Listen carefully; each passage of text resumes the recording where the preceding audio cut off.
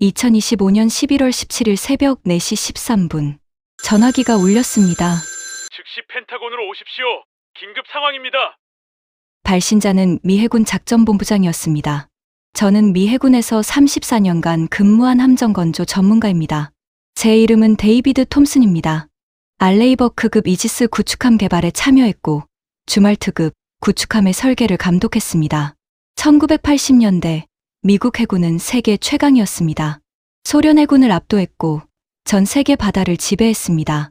우리는 600척의 함정을 보유했습니다. 그때 한국은 우리에게 어뢰전 기술을 배우러 왔었습니다. 영원한 학생이라고 생각했습니다. 하지만 그날 새벽 모든 것이 바뀌었습니다. 회의실에 들어서자 스크린에 붉은 글자가 떠 있었습니다. 컨스텔레이션급 호위함 사업 중단. 저는 눈을 의심했습니다. 이게 무슨 말입니까? 제가 물었습니다. 2020년에 시작한 사업입니다. 20척을 건조하기로 했습니다. 작전본부장이 답했습니다. 알고 있습니다. 하지만 왜 중단입니까? 비용이 목표를 30% 초과했습니다. 일정은 5년 지연됐습니다. 그가 서류를 건넸습니다. 저는 손이 떨렸습니다. 초기 목표 단가는 10억 달러였습니다. 지금은 13억 달러가 넘었습니다. 한 척당 3억 달러가 더 필요했습니다. 20척이면 60억 달러의 추가 예산이었습니다. 공정률은 얼마입니까? 제가 물었습니다. 15% 미만입니다. 그가 답했습니다. 5년 동안 15%만 완성했다는 말입니까? 그렇습니다. 저는 할 말을 잃었습니다. 1970년대에는 이지스 구축함을 3년 만에 건조했습니다. 지금은 호위함 하나를 5년 동안 만들어도 15%밖에 못 만든다는 것이었습니다. 회의실이 조용했습니다. 중국은 어떻습니까? 제가 물었습니다. 2014년부터 2023년까지 150척 이상의 대형 전투함을 진수했습니다. 정보국장이 답했습니다. 우리는요? 같은 기간 11척입니다. 가슴이 철렁 내려앉았습니다. 중국이 150척을 만들 때 우리는 11척만 만들었다는 것이었습니다. 중국의 14분의 1 수준이었습니다. 2030년이면 중국은 430척 보유를 목표로 하고 있습니다. 그가 계속 말했습니다. 우리 목표는 2054년까지 390척입니다. 24년이나 늦는다는 말입니까? 그렇습니다. 저는 고개를 들 수 없었습니다. 34년간 미 해군을 위해 일했습니다. 세계 최강의 해군이라고 믿었습니다. 하지만 지금 우리는 중국보다 24년이나 뒤처져 있었습니다. 대안은 무엇입니까? 제가 물었습니다. 레전드급 경비함을 기반으로 저성능 저비용 호위함을 대량 생산합니다. 작전본부장이 답했습니다. 레전드급 경비함은 해안경비대가 사용하는 배였습니다. 만재 배수량 4,600톤이었습니다. 컨스텔레이션급은 7,200톤이었습니다. 2,600톤이나 작았습니다. 무장은요? ESSM 12발과 하푼 8발입니다. 컨스텔레이션급은 32셀의 수직 발사관을 장착할 예정이었습니다. 제가 말했습니다. 알고 있습니다. 하지만 선택의 여지가 없습니다. 그가 답했습니다. 저는 숨이 막혔습니다. 세계 최강이라던 미 해군이 무장을 줄인 경비함으로 중국과 싸워야 한다는 것이었습니다. 다른 방법은 없습니까? 제가 물었습니다. 회의실이 다시 조용해졌습니다. 그때 한 참모가 말했습니다. 한국과 일본 조선소 이름이 거론되고 있습니다. 한국요? 저는 놀랐습니다. 네. 한국 조선소들이 3,000톤급 호위함을 30개월 만에 건조할 수 있다고 합니다. 30개월이라고요? 그렇습니다. 저는 믿을 수 없었습니다. 우리는 5년 동안 15%를 만들었습니다. 한국은 30개월 만에 완성한다는 것이었습니다. 비용은 얼마입니까? 4억에서 5억 달러 사이입니다. 우리 목표 단가의 절반도 안 됩니다. 제가 말했습니다. 맞습니다. 등에 식은땀이 흘렀습니다. 30년 전 한국은 우리에게 기술을 배우러 왔었습니다. 지금 우리가 한국에게 도움을 청해야 하는 상황이었습니다. 검토해 보십시오. 작전본부장이 말했습니다. 한국 조선소를 직접 방문하고 보고서를 작성하십시오. 알겠습니다. 저는 고개를 숙였습니다. 회의가 끝나고 사무실로 돌아왔습니다. 창밖을 보았습니다. 포토맥 강이 보였습니다. 34년 전 이 강을 보며 다짐했습니다. 세계 최강의 해군을 만들겠다. 하지만 지금은 무엇을 해야 할지 몰랐습니다. 책상 위에 놓인 사진을 보았습니다. 1991년 걸프전 당시 사진이었습니다. 우리 함대가 페르시아만을 가득 메우고 있었습니다. 그때는 자신감이 넘쳤습니다. 우리가 최고다. 하지만 지금은 그 자신감이 사라졌습니다. 핸드폰을 꺼냈습니다. 비행기 표를 예약했습니다. 서울행 티켓이었습니다. 일주일 후 출발이었습니다. 가슴이 두근거렸습니다. 34년 만에 처음 느끼는 감정이었습니다. 두려움이었습니다. 2025년 11월 24일 오후 2시 37분. 인천국제공항에 도착했습니다. 비행기에서 내리자마자 놀랐습니다. 공항이 너무 깨끗했습니다. 바닥이 거울처럼 반짝였습니다. 이게 공항입니까? 저는 중얼거렸습니다. 출입국 심사대로 향했습니다. 사람들이 줄을 서 있었습니다. 하지만 줄이 빠르게 움직였습니다. 시계를 봤습니다. 12분 만에 출입국 심사가 끝났습니다. 12분이라고요? 저는 놀랐습니다. 미국 공항에서는 평균 45분이 걸렸습니다. 한국은 12분이었습니다. 4분의 1 수준이었습니다. 짐을 찾으러 갔습니다. 컨베이어 벨트가 이미 돌고 있었습니다. 제 가방이 나왔습니다. 시계를 다시 봤습니다. 5분이었습니다. 5분 만에 짐이 나온다고요? 저는 믿을 수 없었습니다. 미국에서는 평균 25분에서 30분이 걸렸습니다. 한국은 5분이었습니다. 6분의 1 수준이었습니다. 공항 밖으로 나왔습니다. 택시를 탔습니다. HD 현대중공업 울산 조선소로 가주십시오. 운전기사가 고개를 끄덕였습니다. 차가 출발했습니다. 창밖을 보았습니다. 도로가 깨끗했습니다. 건물들이 줄지어 서 있었습니다. 생각보다 괜찮네요. 저는 중얼거렸습니다. 30년 전 한국을 방문했을 때와는 완전히 달랐습니다. 그때는 낡은 건물들이 많았습니다. 지금은 현대적인 도시였습니다. 3시간 후 울산에 도착했습니다. 조선소가 보였습니다. 규모에 압도당했습니다. 거대한 크레인들이 줄지어 서 있었습니다. 저게 다 크레인입니까? 제가 물었습니다. 네, 맞습니다. 통역사가 답했습니다. 차에서 내렸습니다. 안내원이 다가왔습니다. 환영합니다. 저는 김철수 부장입니다. 그가 악수를 청했습니다. 데이비드 톰슨입니다. 저는 악수했습니다. 조선소를 안내해드리겠습니다. 김 부장이 말했습니다. 우리는 조선소 안으로 들어갔습니다. 첫 번째로 간 곳은 설계실이었습니다. 수십 명의 엔지니어들이 컴퓨터 앞에 앉아 있었습니다. 화면에는 3차원 함정 설계도가 떠 있었습니다. 이게 뭡니까? 제가 물었습니다. 필리핀 해군에 수출하는 미겔 말바르급 호위함입니다. 김 부장이 답했습니다. 언제 인도합니까? 계획보다 5개월 앞당겨 인도했습니다. 5개월이나 앞당겼다고요? 저는 놀랐습니다. 미국에서는 함정 건조가 지연되는 것이 당연했습니다.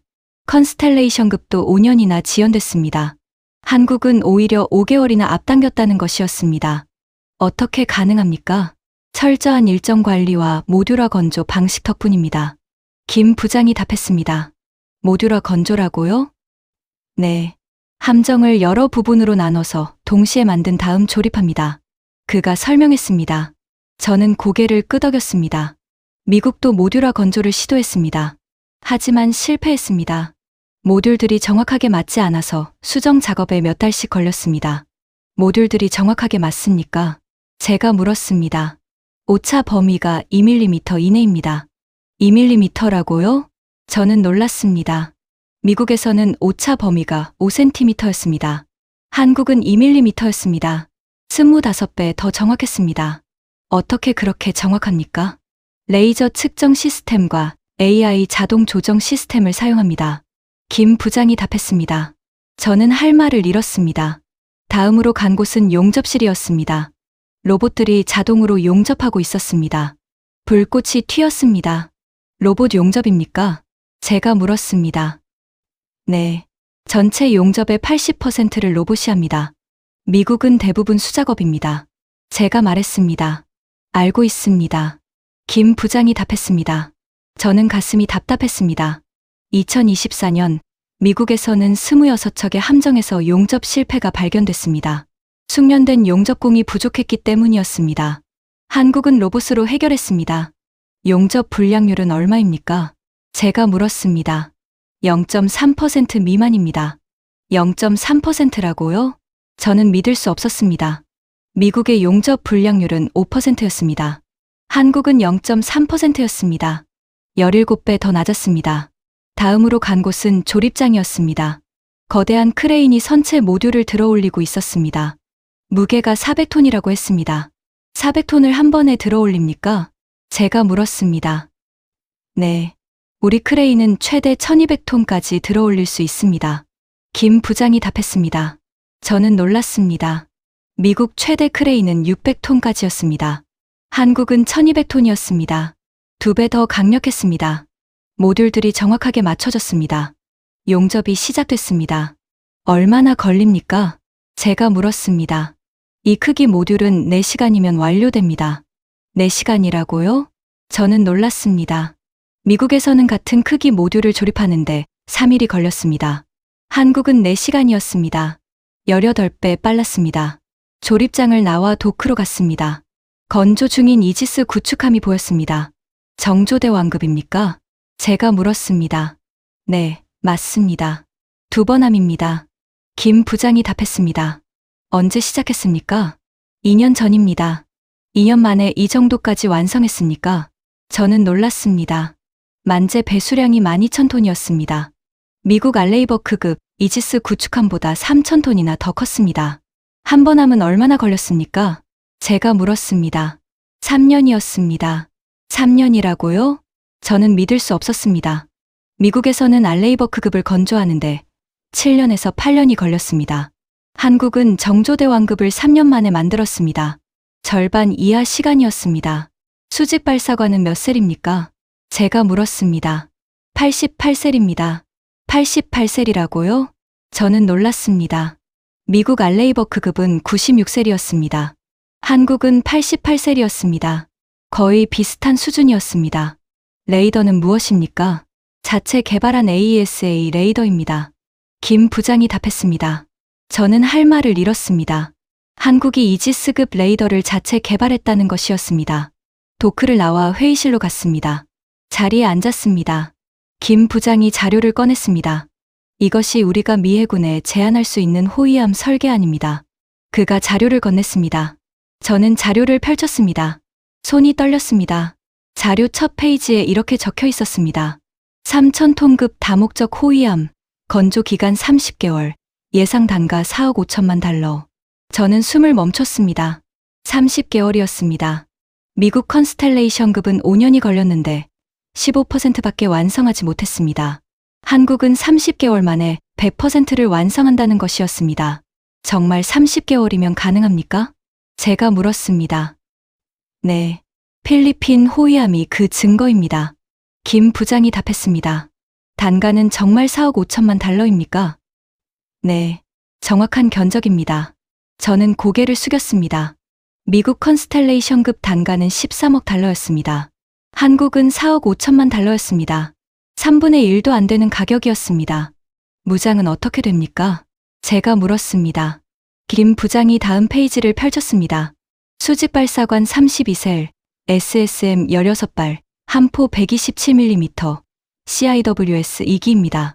컨스텔레이션급과 똑같습니다. 제가 말했습니다. 네. 하지만 가격은 3분의 1입니다. 김 부장이 답했습니다. 저는 할 말을 잃었습니다. 같은 무장의 3분의 1 가격이었습니다. 레이더는 무엇입니까? AESA 레이더입니다. 탐지 거리 450km입니다. 450km라고요? 저는 놀랐습니다. 미국 SPY-6 레이더의 탐지 거리와 비슷한 수준이었습니다. 전투체계는요? 자체 개발한 전투체계입니다. 동시 추적 목표 500개, 동시 교전 목표 20개입니다. 김 부장이 답했습니다. 저는 깊은 한숨을 쉬었습니다. 이지스 체계와 비슷한 성능이었습니다. 연간 몇 척을 건조할 수 있습니까? 제가 물었습니다. 집중하면 5척까지 가능합니다. 5척이라고요? 저는 놀랐습니다. 미국 전체 조선소를 합쳐도 연간 2척에서 3척밖에 건조하지 못했습니다. 한국 한 조선소가 5척을 만들 수 있다는 것이었습니다. 어떻게 그렇게 많이 만들 수 있습니까? 모듈화 건조와 자동화 시스템 덕분입니다. 김 부장이 답했습니다. 저는 자료를 계속 넘겼습니다. 다음 페이지에 건조 일정표가 있었습니다. 착공부터 진수까지 18개월, 진수부터 인도까지 12개월, 총 30개월이었습니다. 진수 후 12개월이면 인도가 가능합니까? 제가 물었습니다. 네. 의장 작업과 시운전을 동시에 진행합니다. 미국은 진수 후 24개월이 걸립니다. 제가 말했습니다. 알고 있습니다. 김 부장이 답했습니다. 저는 가슴이 답답했습니다. 한국은 모든 면에서 미국보다 앞서 있었습니다. 품질은 어떻습니까? 제가 물었습니다. 필리핀 해군이 만족하고 있습니다. 재주문 의사를 밝혔습니다. 재주문이라고요? 네. 2척을 더 주문하고 싶다고 했습니다. 저는 놀랐습니다. 품질이 좋아서 재주문한다는 것이었습니다. 다른 국가들은 어떻습니까? 제가 물었습니다. 김 부장이 세계 지도를 펼쳤습니다. 지도에 빨간 점들이 찍혀 있었습니다. 폴란드, 이집트, 태국, 인도네시아, 호주가 관심을 보이고 있습니다. 그가 설명했습니다. 폴란드요? 저는 놀랐습니다.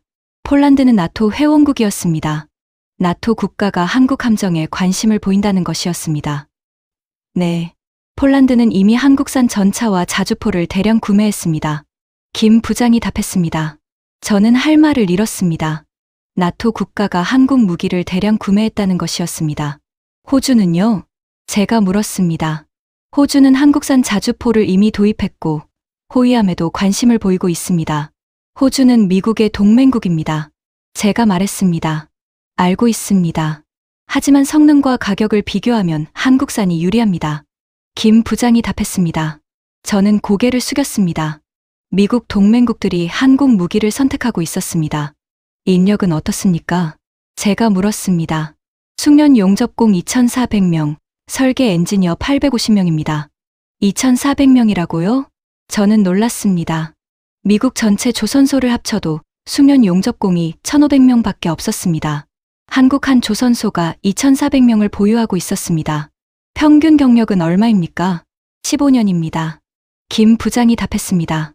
저는 깊은 한숨을 쉬었습니다. 미국은 숙련 인력이 고령화되고 있었습니다. 50세 이상이 25%였습니다. 한국은 평균 경력 15년의 젊은 인력을 보유하고 있었습니다. 교육은 어떻게 합니까? 사내 교육원에서 6개월간 집중 교육합니다.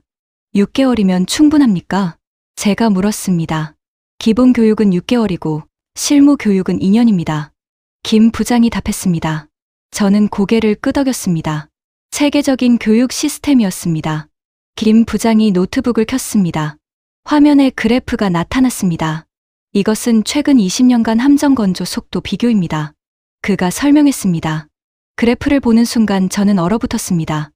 20년 전 미국은 구축함 한 척을 6년 만에 건조했습니다. 지금은 9년 이상 걸렸습니다. 3년이나 늘어났습니다. 한국은 20년 전 구축함 한 척을 5년 만에 건조했습니다. 지금은 2년에서 3년이면 완성했습니다. 절반 이하로 줄었습니다. 미국은 느려지고 한국은 빨라졌습니다. 김 부장이 말했습니다. 저는 아무 말도 할 수 없었습니다. 그래프가 모든 것을 말해주고 있었습니다. 미국은 쇠퇴하고 있었습니다. 한국은 발전하고 있었습니다. 왜 미국은 느려졌습니까? 김 부장이 물었습니다. 저는 대답할 수 없었습니다. 알고 있었기 때문입니다. 숙련 인력 부족, 낡은 시설, 비효율적인 시스템, 잦은 설계 변경. 모든 것이 문제였습니다. 한국은 왜 빨라졌습니까? 제가 물었습니다. 투자했기 때문입니다. 김 부장이 답했습니다. 무엇에 투자했습니까? 사람에 투자했습니다. 시설에 투자했습니다. 기술에 투자했습니다. 그가 설명했습니다. 저는 고개를 숙였습니다. 미국은 투자를 줄였습니다. 조선업이 사양산업이라고 생각했기 때문입니다. 한국은 투자를 늘렸습니다. 조선업이 미래 산업이라고 생각했기 때문입니다.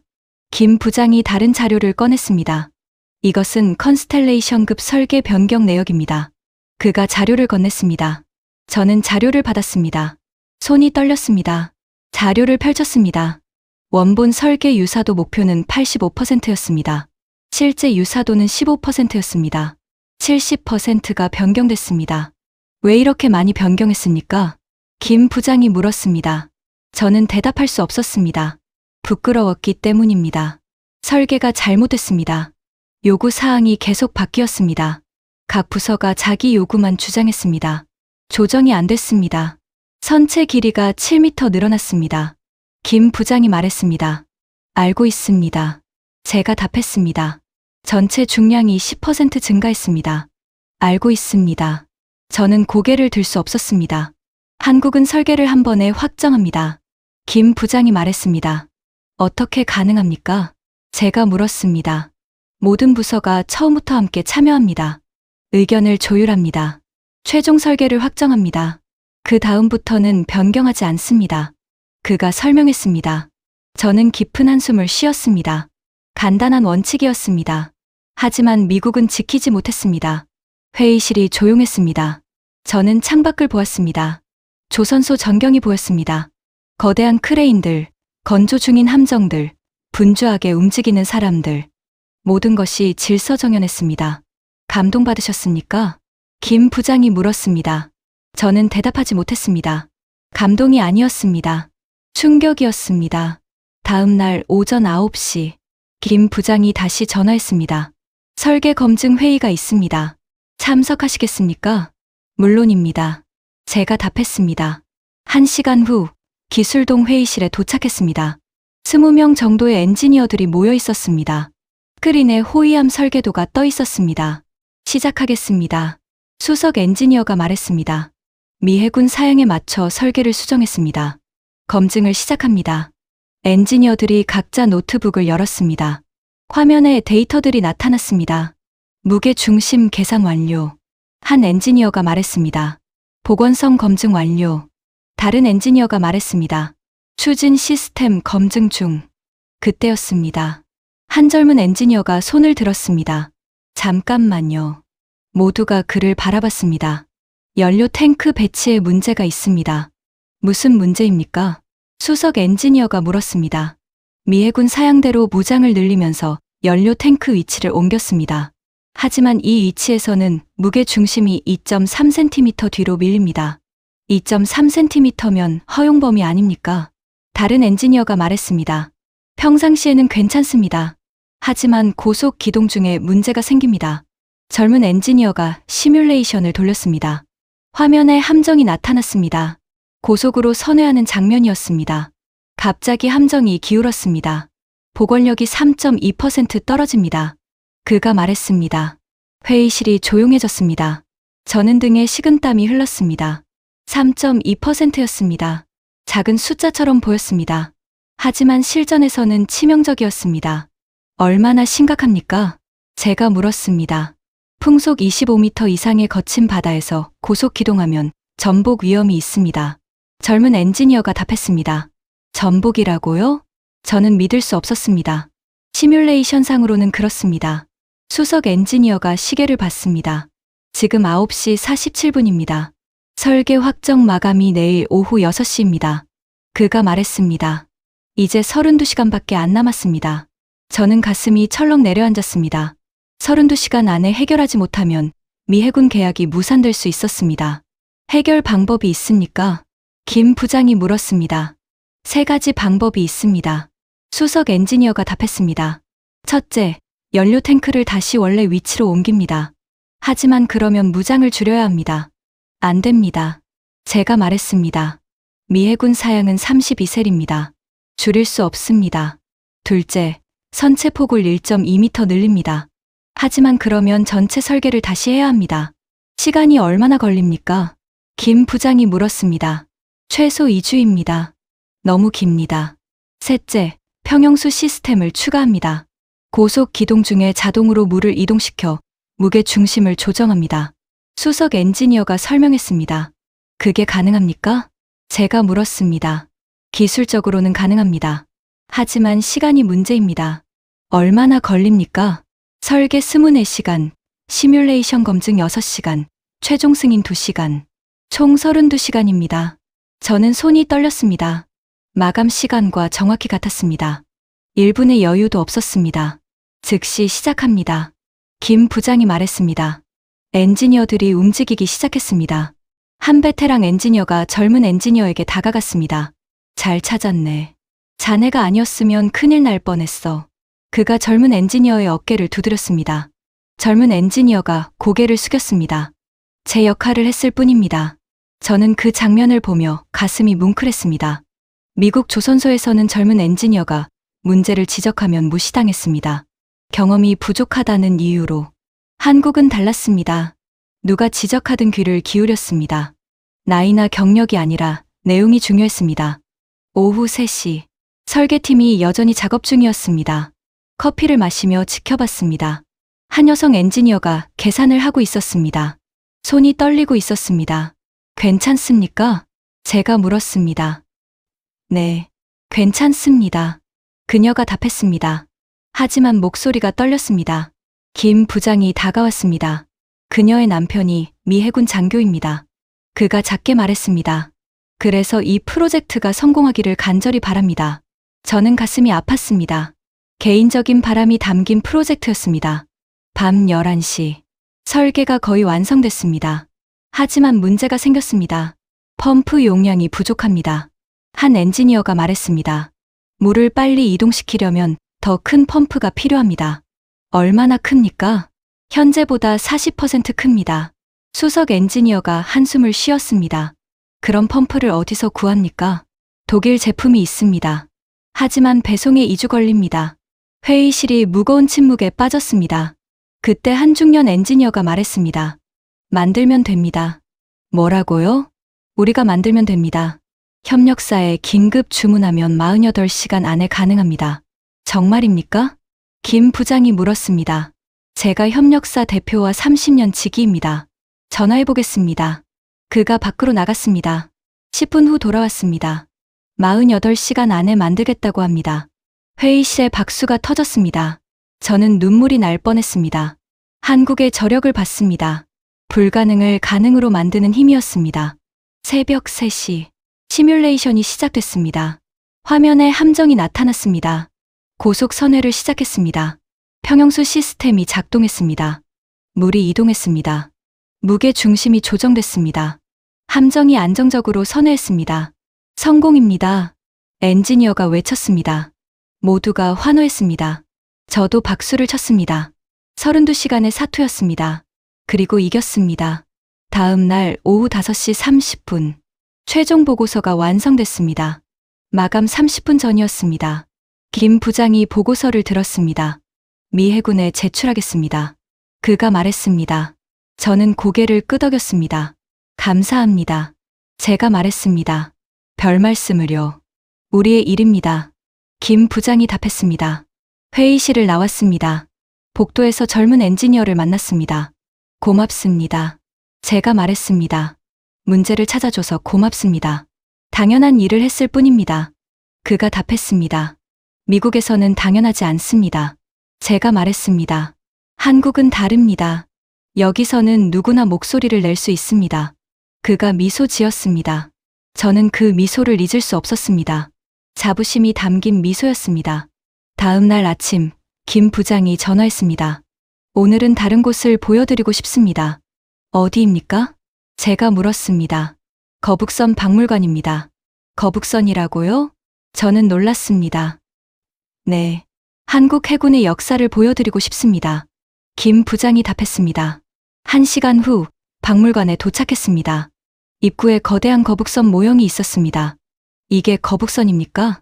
제가 물었습니다. 네.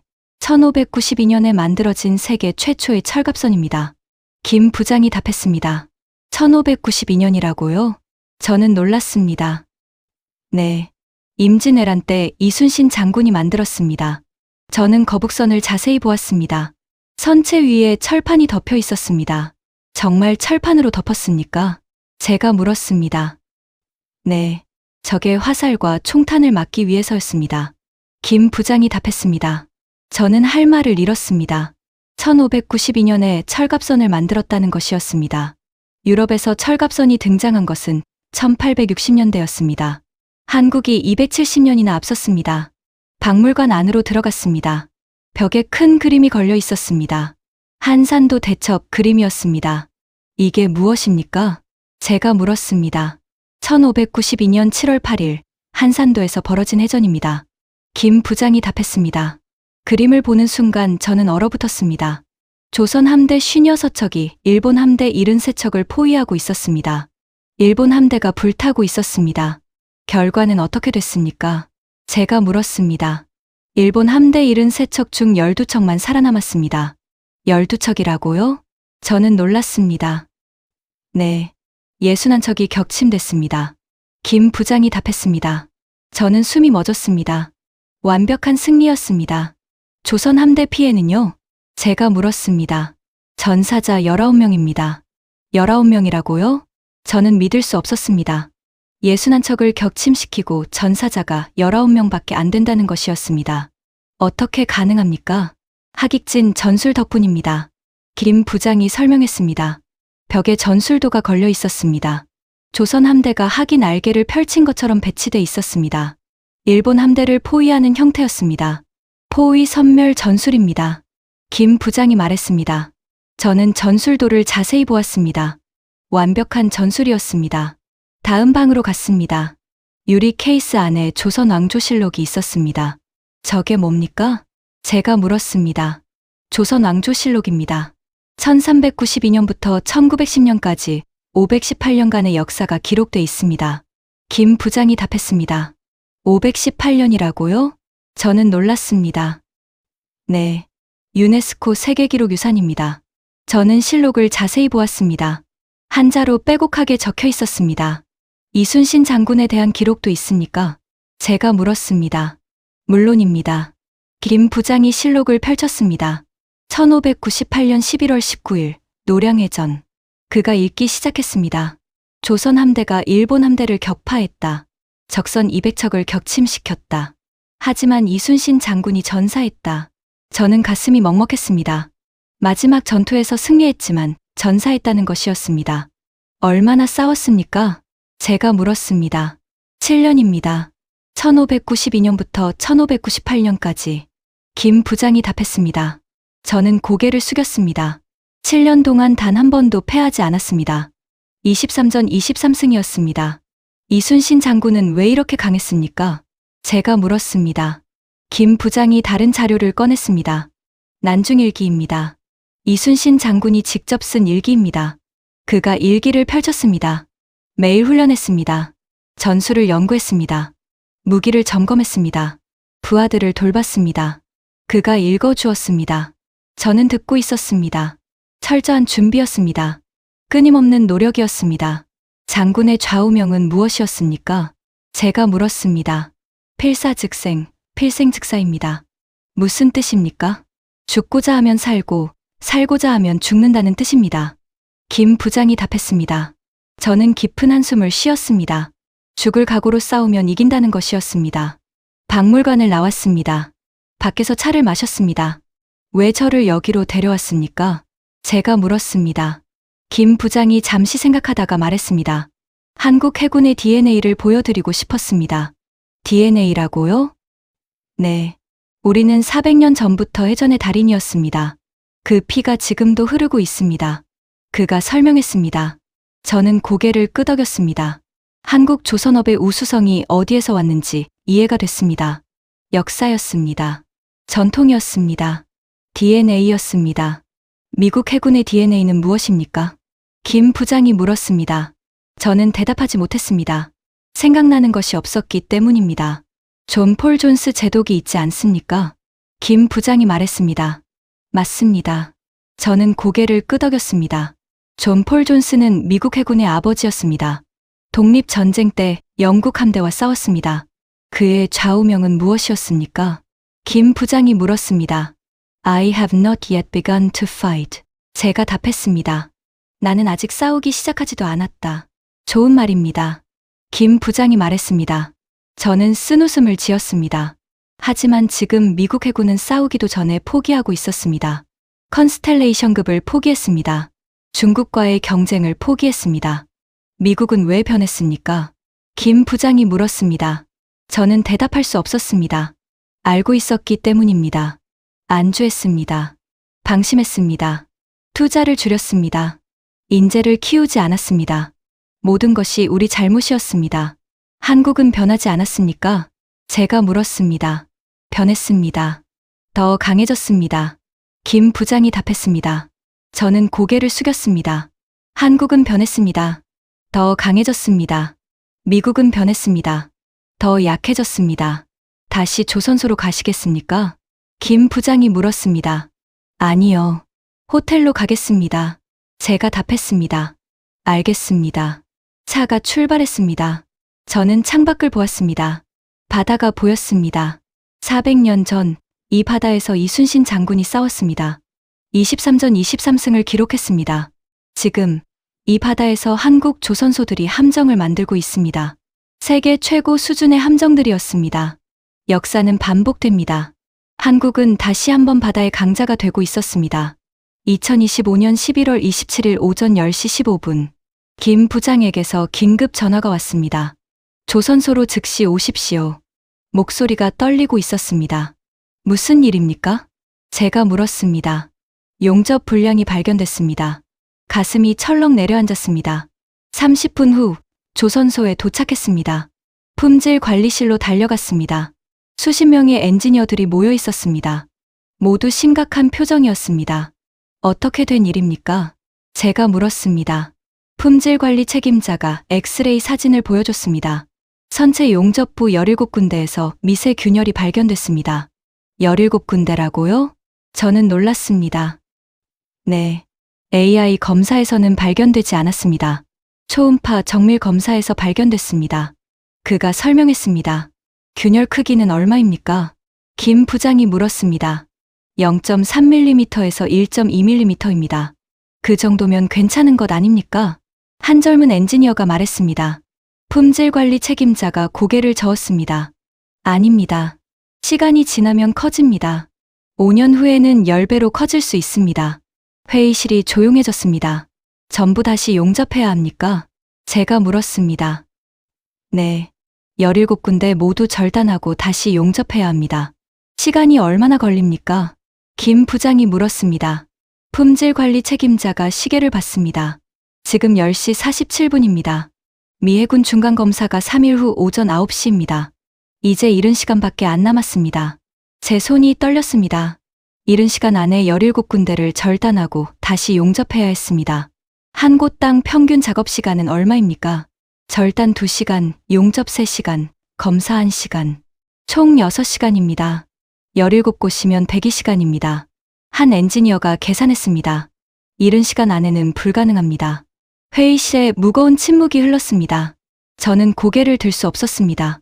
미 해군 검사에 통과하지 못하면 계약이 취소될 수 있었습니다. 방법이 있습니다. 한 베테랑 용접공이 말했습니다. 모두가 그를 바라봤습니다. 그의 이름은 박기철이었습니다. 38년 경력의 마스터 용접공이었습니다.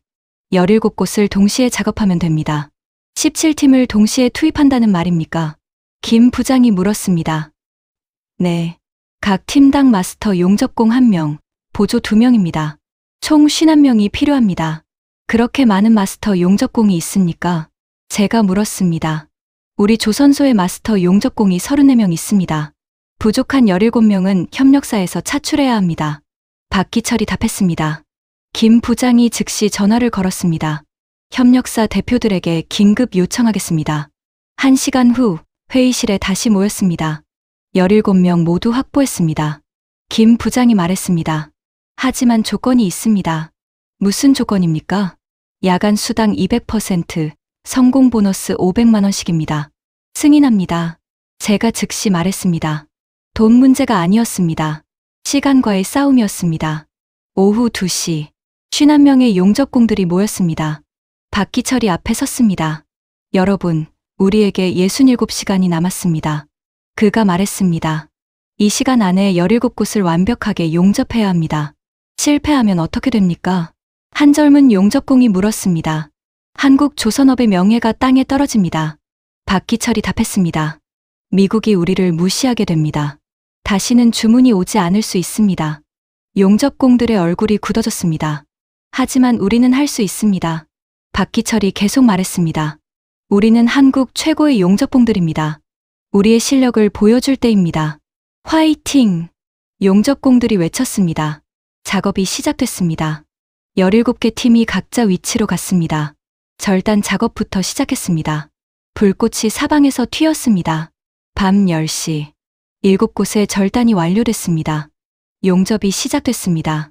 저는 작업장을 돌아다니며 지켜봤습니다. 한 용접공이 땀을 뚝뚝 흘리며 작업하고 있었습니다. 손이 전혀 떨리지 않았습니다. 완벽한 집중이었습니다. 새벽 3시. 12곳의 용접이 완료됐습니다. 하지만 문제가 생겼습니다. 한 젊은 용접공이 쓰러졌습니다. 어떻게 된 일입니까? 김 부장이 달려갔습니다. 과로입니다. 13시간 연속 작업했습니다. 의무실 직원이 말했습니다. 교대 인력이 있습니까? 제가 물었습니다. 없습니다. 모두 투입됐습니다. 박기철이 앞으로 나왔습니다. 제가 하겠습니다. 당신은 이미 15시간 작업했습니다. 김 부장이 말했습니다. 괜찮습니다. 할 수 있습니다. 박기철이 용접 장비를 들었습니다. 손이 약간 떨렸습니다. 저는 가슴이 아팠습니다. 잠깐 쉬십시오. 제가 말했습니다. 시간이 없습니다. 박기철이 답했습니다. 15분만 쉬십시오. 커피라도 마시십시오. 김 부장이 커피를 건넸습니다. 박기철이 커피를 마셨습니다. 손 떨림이 멈췄습니다. 이제 괜찮습니다. 그가 다시 작업을 시작했습니다. 새벽 6시, 16곳의 용접이 완료됐습니다. 마지막 한 곳이 남았습니다. 하지만 문제가 있었습니다.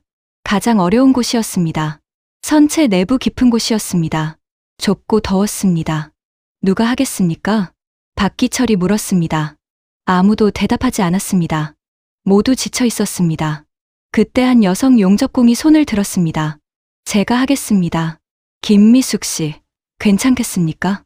박기철이 물었습니다. 네, 제가 몸이 제일 작습니다.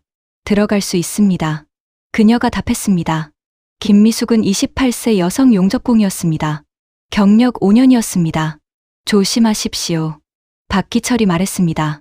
김미숙이 좁은 공간으로 들어갔습니다. 용접이 시작됐습니다. 30분이 지났습니다. 1시간이 지났습니다. 밖에서는 아무것도 보이지 않았습니다. 불꽃만 가끔 보였습니다. 2시간이 지났습니다. 김미숙이 나왔습니다. 얼굴이 새까맣게 그을렸습니다. 땀으로 범벅이었습니다. 완료했습니다. 그녀가 말했습니다. 그리고 그 자리에 주저앉았습니다. 동료들이 달려가 물을 주었습니다. 잘했어요. 한 베테랑 용접공이 말했습니다. 당신은 진정한 장인입니다.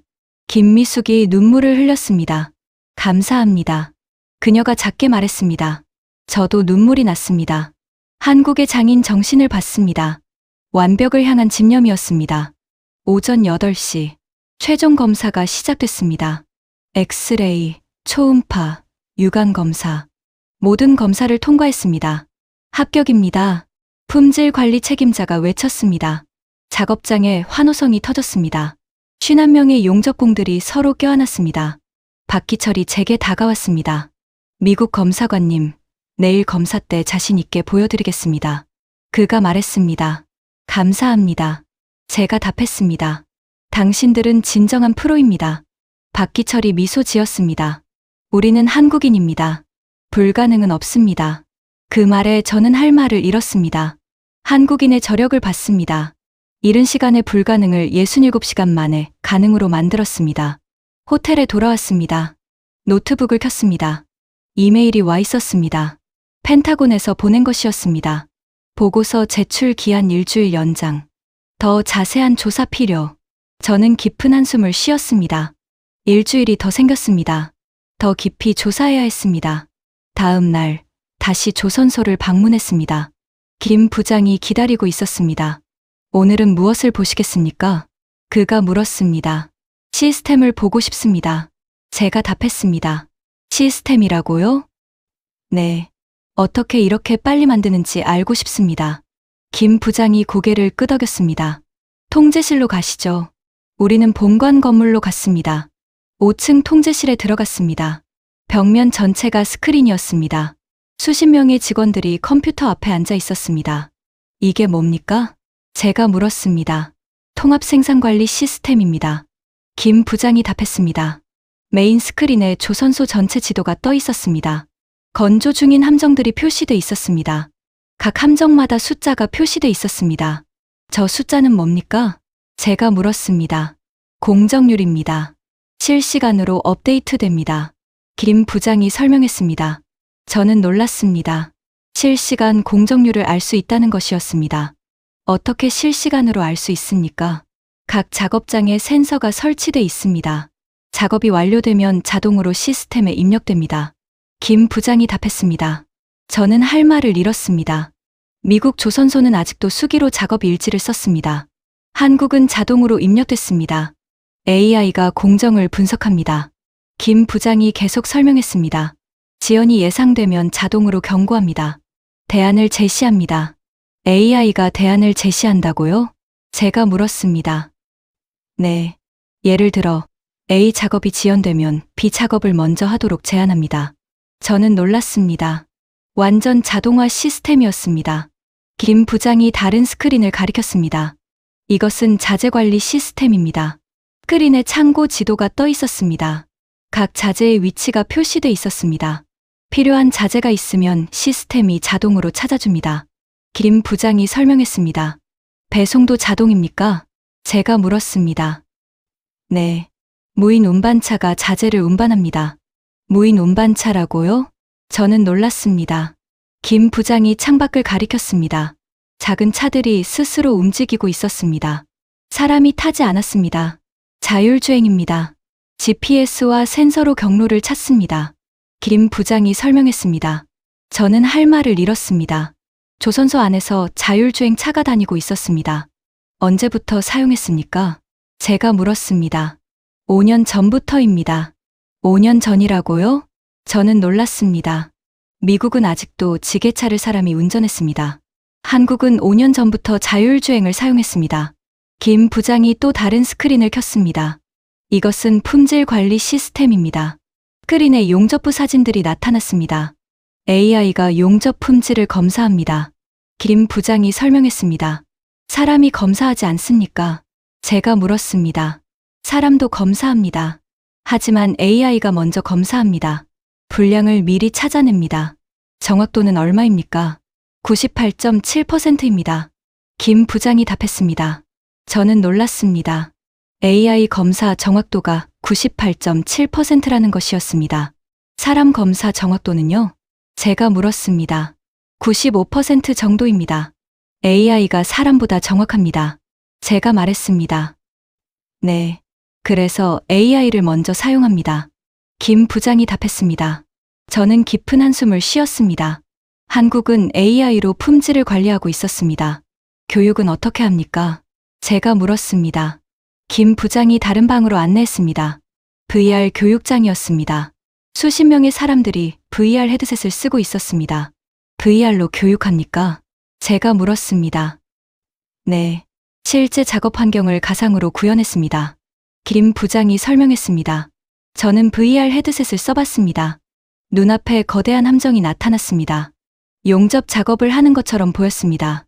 정말 실제 같습니다. 제가 말했습니다. 네. 실수해도 안전합니다. 반복 연습할 수 있습니다. 김 부장이 답했습니다. 저는 헤드셋을 벗었습니다. 미국은 아직도 OJT로 교육했습니다. 현장에서 직접 배웠습니다. 실수하면 비용이 발생했습니다. 한국은 VR로 안전하게 연습했습니다. 비용은 얼마나 절감됩니까? 제가 물었습니다. 교육 비용 60% 절감, 교육 기간 40% 단축됩니다. 김 부장이 답했습니다. 저는 할 말을 잃었습니다. 모든 것이 시스템화돼 있었습니다. 통제실로 돌아왔습니다. 김 부장이 메인 스크린을 가리켰습니다. 이것이 우리의 비밀입니다. 그가 말했습니다. 스크린에 큰 글자가 나타났습니다. 사람 중심 자동화. 무슨 뜻입니까? 제가 물었습니다. 자동화가 사람을 대체하는 것이 아닙니다. 사람을 돕는 것입니다. 김 부장이 설명했습니다. 어떻게 다릅니까? AI가 단순 작업을 합니다. 사람은 창의적 작업을 합니다. AI가 사람의 판단을 돕습니다. 최종 결정은 사람이 합니다. 그가 계속 설명했습니다. 저는 고개를 끄덕였습니다. 이해가 됐습니다.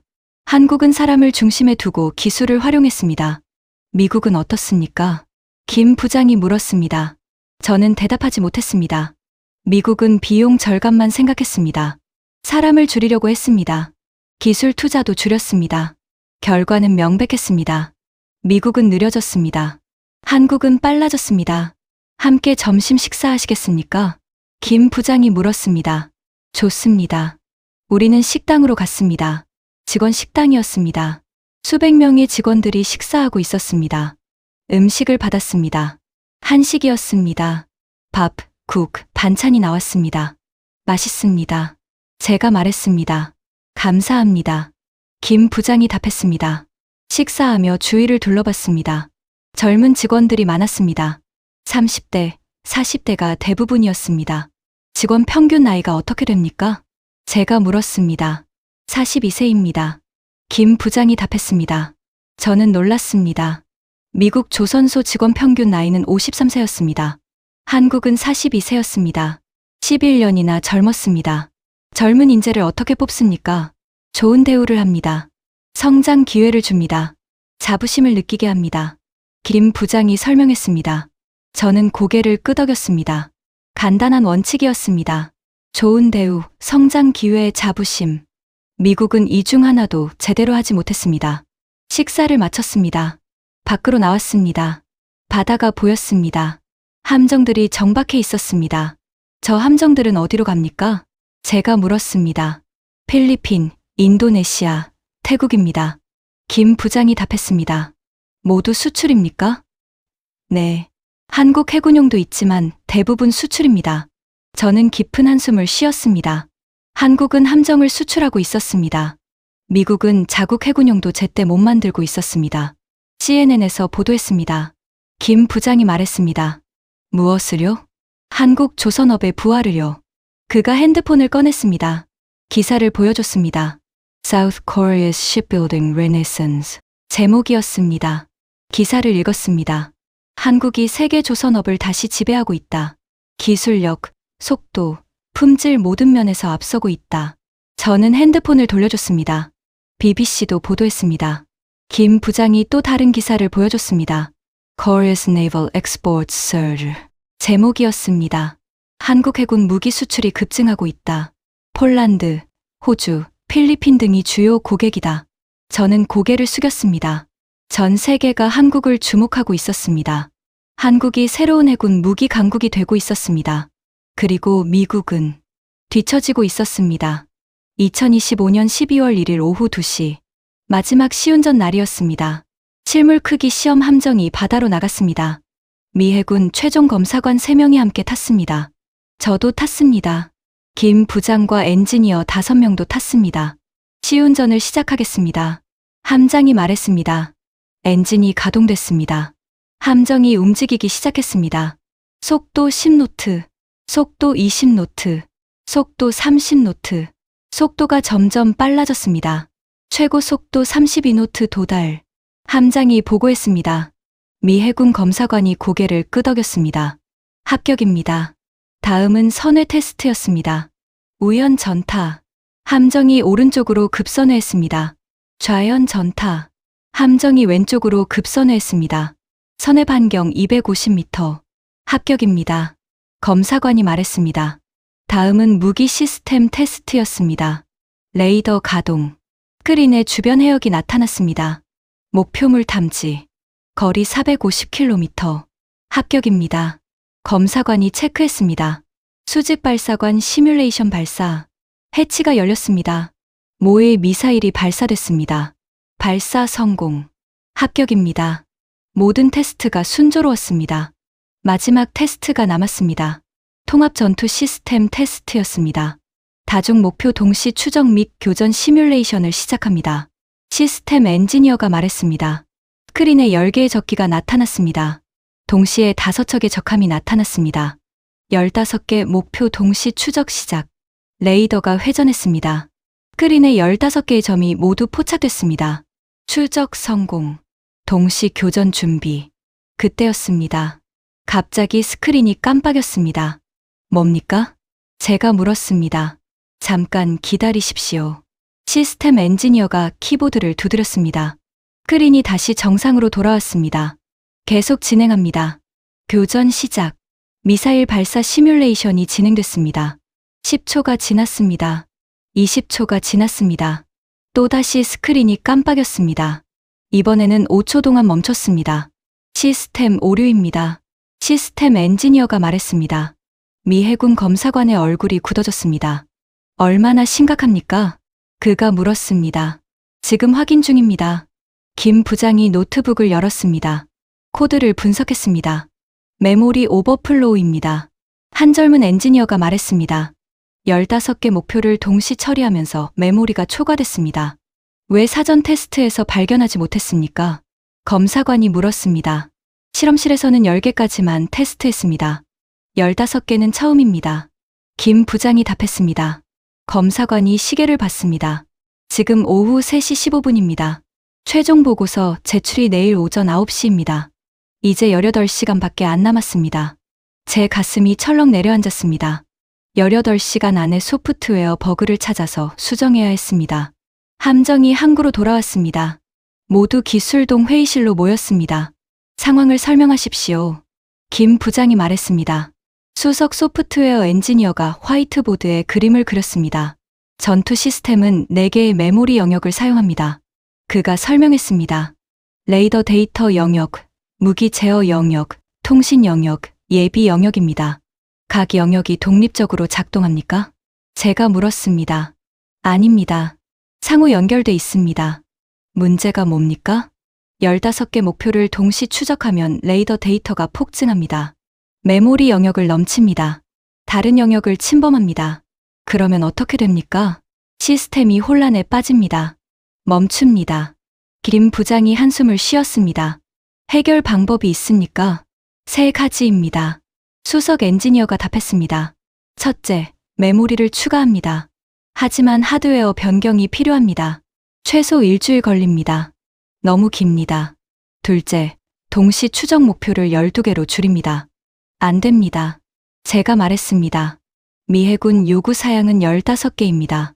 셋째, 소프트웨어를 최적화합니다. 불필요한 데이터 처리를 제거합니다. 메모리 사용을 줄입니다. 시간이 얼마나 걸립니까? 김 부장이 물었습니다. 수석 엔지니어가 시계를 봤습니다. 코드 분석 4시간, 수정 8시간, 테스트 4시간. 총 16시간입니다. 18시간 중 16시간입니다. 2시간의 여유밖에 없습니다. 김 부장이 말했습니다. 시작합니다. 수석 엔지니어가 팀을 소집했습니다. 소프트웨어 엔지니어 12명이 모였습니다. 밤 9시. 코드 분석이 계속됐습니다. 수백만 줄의 코드를 검토했습니다. 이 부분입니다. 한 엔지니어가 화면을 가리켰습니다. 레이더 데이터를 1초에 100번 업데이트합니다. 너무 많습니까? 김 부장이 물었습니다. 네. 50번이면 충분합니다. 그럼 50번으로 줄이십시오. 하지만 정확도가 떨어질 수 있습니다. 젊은 엔지니어가 말했습니다. 얼마나 떨어집니까? 제가 물었습니다. 시뮬레이션 해봐야 알 수 있습니다. 시뮬레이션을 돌렸습니다. 10분 후 결과가 나왔습니다. 정확도 저하 0.2%입니다. 0.2%면 허용 범위입니다. 김 부장이 말했습니다. 수정하십시오. 새벽 2시. 수정이 계속됐습니다. 엔지니어들이 커피를 마시며 작업했습니다. 눈이 충혈돼 있었습니다. 하지만 아무도 포기하지 않았습니다. 그때 한 베테랑 엔지니어가 문제를 발견했습니다. 이것도 문제입니다. 그가 코드를 가리켰습니다. 통신 데이터를 암호화할 때 이중으로 처리합니다. 왜 이중입니까? 보안 강화를 위해서입니다. 하지만 메모리를 2배 사용합니다. 김 부장이 말했습니다. 한 번만 암호화해도 충분합니까? 네. 미 해군 보안 기준을 충족합니다. 그럼 한 번으로 줄이십시오. 수정이 계속됐습니다. 새벽 5시. 테스트가 시작됐습니다. 시뮬레이터에서 15개 목표를 생성했습니다. 동시 추적 시작. 스크린에 15개의 점이 나타났습니다. 모두 정상적으로 추적됐습니다. 교전 시작. 미사일 발사 시뮬레이션이 진행됐습니다. 10초가 지났습니다. 20초가 지났습니다. 30초가 지났습니다. 스크린이 깜빡이지 않았습니다. 성공입니다. 엔지니어가 외쳤습니다. 회의실에 환호성이 터졌습니다. 하지만 김 부장이 손을 들었습니다. 한 번 더 테스트합니다. 왜 또 합니까? 젊은 엔지니어가 물었습니다. 확실하게 해야 합니다. 김 부장이 답했습니다. 두 번째 테스트가 시작됐습니다. 또다시 성공했습니다. 세 번째 테스트, 또 성공했습니다. 이제 확실합니다. 김 부장이 말했습니다. 오전 7시 30분. 최종 보고서가 완성됐습니다. 제출 90분 전이었습니다. 검사관에게 보고서를 제출했습니다. 검사관이 보고서를 읽었습니다. 10분이 지났습니다. 20분이 지났습니다. 검사관이 고개를 들었습니다. 재시험을 하겠습니다. 그가 말했습니다. 오전 8시. 함정에 다시 탔습니다. 바다로 나갔습니다. 통합 전투 시스템 테스트를 시작합니다. 15개 목표가 생성됐습니다. 동시 추적 시작. 모두 정상적으로 포착됐습니다. 교전 시작. 시뮬레이션이 진행됐습니다. 스크린이 깜빡이지 않았습니다. 완벽하게 작동했습니다. 합격입니다. 검사관이 말했습니다. 그리고 악수를 청했습니다. 훌륭합니다. 18시간 만에 문제를 해결했습니다. 김 부장이 악수했습니다. 감사합니다. 저도 악수했습니다. 대단합니다. 제가 말했습니다. 당신들은 진정한 엔지니어입니다. 함정이 항구로 돌아왔습니다. 엔지니어들이 부둣가에서 기다리고 있었습니다. 함정이 접안하자 박수가 터졌습니다. 소프트웨어 팀이 내렸습니다. 동료들이 달려가 껴안았습니다. 한 젊은 여성 엔지니어가 눈물을 흘렸습니다. 해냈어요. 우리가 해냈어요. 그녀가 울먹였습니다. 옆에 있던 베테랑 엔지니어가 그녀의 어깨를 두드렸습니다. 잘했어. 자네 덕분이야. 저는 그 광경을 보며 가슴이 뜨거워졌습니다. 한국의 팀워크를 봤습니다. 함께 문제를 해결하는 힘이었습니다. 김 부장이 제게 다가왔습니다. 이제 믿으시겠습니까? 그가 물었습니다. 믿습니다. 제가 답했습니다. 한국은 위기를 기회로 만듭니다. 김 부장이 미소 지었습니다. 우리는 포기하지 않습니다. 끝까지 싸웁니다. 저는 고개를 숙였습니다. 한국인의 정신을 봤습니다. 불굴의 의지였습니다. 2025년 12월 10일 오후 3시, 워싱턴으로 돌아왔습니다. 펜타곤 회의실에 들어갔습니다. 해군 수뇌부가 모두 모여 있었습니다. 작전본부장, 함대 사령관들, 국방부 차관, 모두 저를 바라봤습니다. 보고하십시오. 작전본부장이 말했습니다. 저는 자료를 꺼냈습니다. 손이 떨렸습니다. 한국 조선소를 방문했습니다. 제가 말하기 시작했습니다. HD 현대중공업을 집중적으로 조사했습니다. 스크린에 사진들을 띄웠습니다. 조선소 전경, 건조 중인 함정들, 통제실. 결론부터 말씀드리겠습니다. 저는 심호흡했습니다. 한국은 우리보다 앞서 있습니다. 회의실이 조용해졌습니다. 어떤 면에서입니까? 차관이 물었습니다. 모든 면에서입니다. 제가 답했습니다. 구체적으로 설명하십시오. 작전본부장이 말했습니다. 저는 다음 슬라이드를 넘겼습니다. 첫째, 건조 속도입니다. 숫자들이 나타났습니다. 한국은 3,000톤급 호위함을 30개월 만에 건조합니다. 우리는 컨스텔레이션급을 5년 동안 15%만 완성했습니다. 그건 설계 문제 때문입니다. 한 장군이 말했습니다. 맞습니다. 하지만 왜 설계가 문제입니까?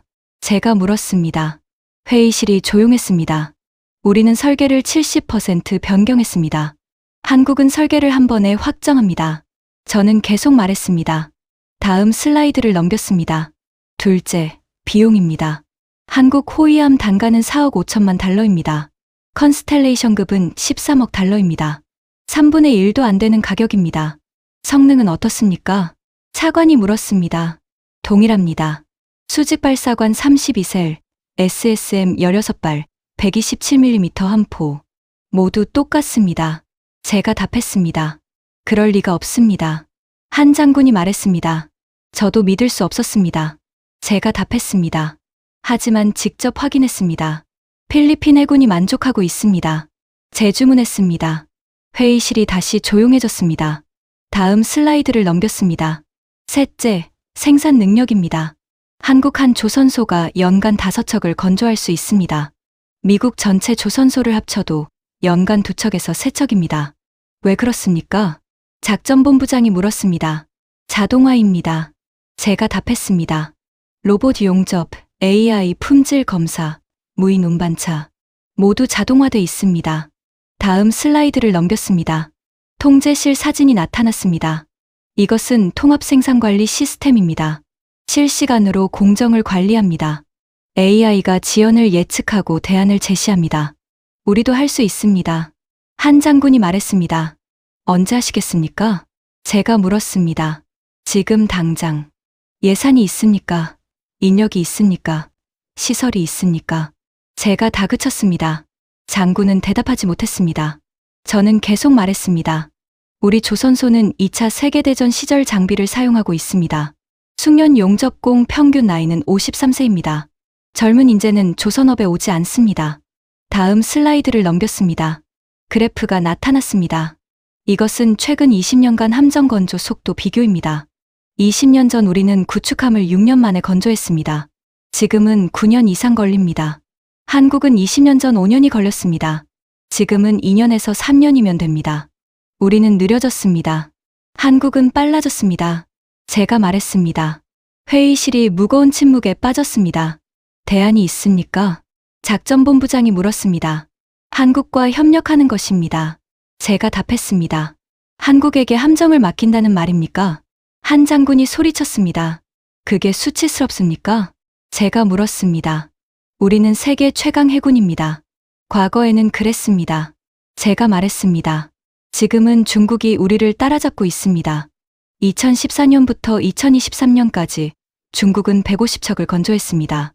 우리는 11척입니다. 2030년까지 중국은 430척 보유를 목표로 하고 있습니다. 우리 목표는 2054년까지 390척입니다. 24년이나 늦습니다. 제가 계속 말했습니다. 이대로 가면 우리는 집니다. 중국에게 바다를 내줍니다. 회의실이 조용했습니다. 한국과 협력하면 어떻게 됩니까?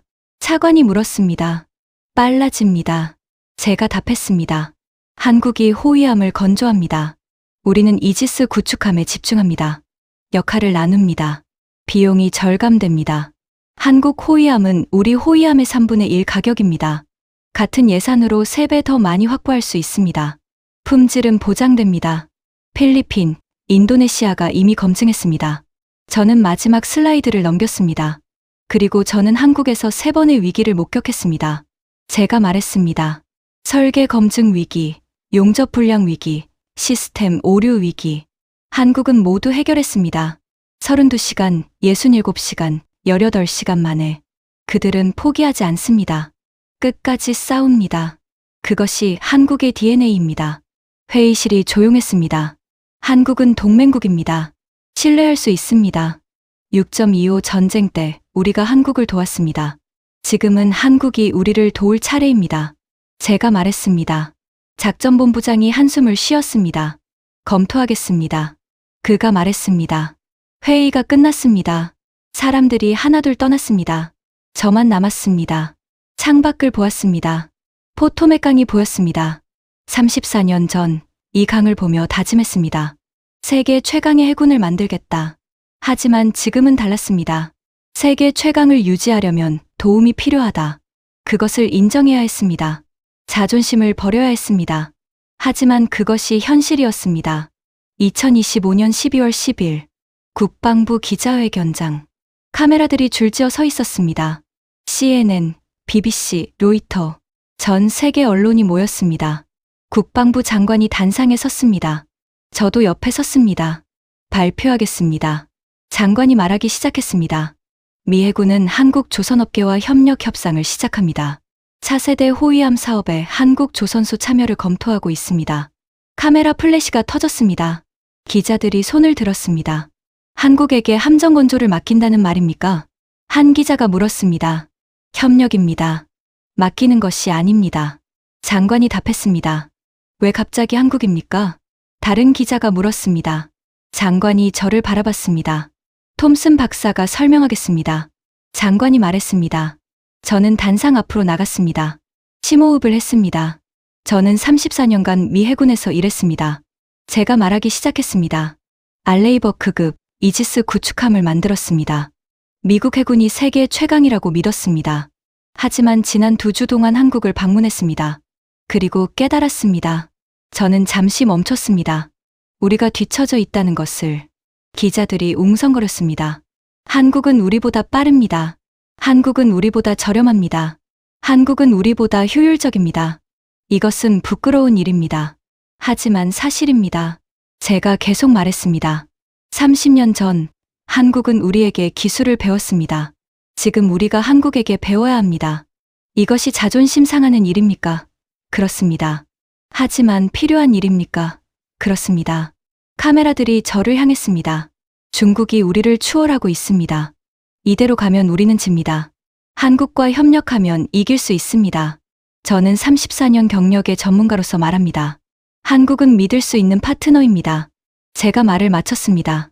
기자회견장이 조용했습니다. 그리고 박수가 터져 나왔습니다. 처음에는 한두 명이었습니다. 그러다 점점 많아졌습니다. 마침내 기자회견장 전체가 박수를 쳤습니다. 저는 눈물이 났습니다. 34년 만에 처음 느끼는 감정이었습니다. 자유로움이었습니다. 진실을 말하는 것의 자유로움이었습니다.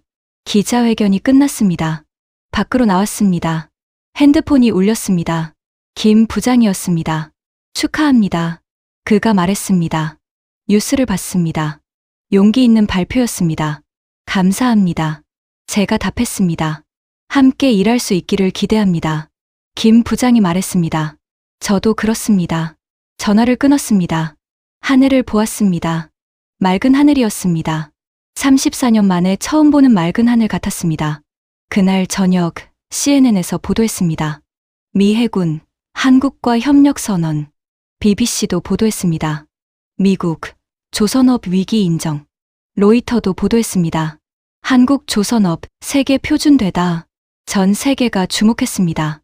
미국이 한국을 인정했다는 것을, 한국이 새로운 표준이 되었다는 것을.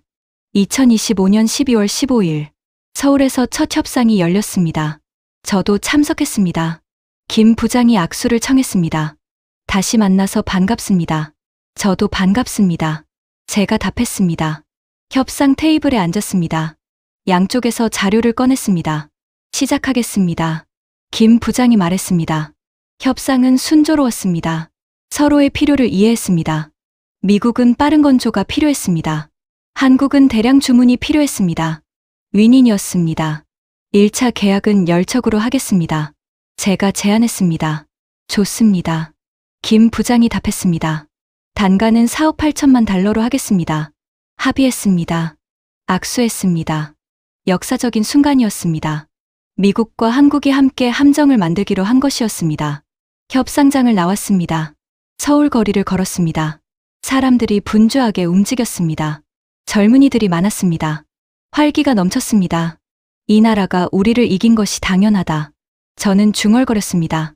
투자했습니다. 교육했습니다. 미래를 준비했습니다.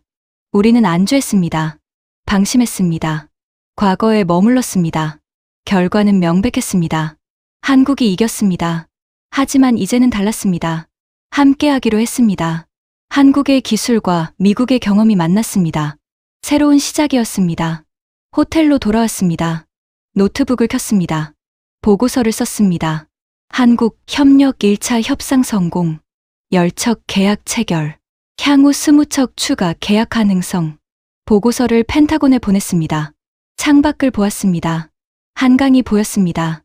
강물이 흐르고 있었습니다. 역사도 흐릅니다. 미국이 최강이던 시대가 있었습니다. 이제 한국이 떠오르는 시대입니다.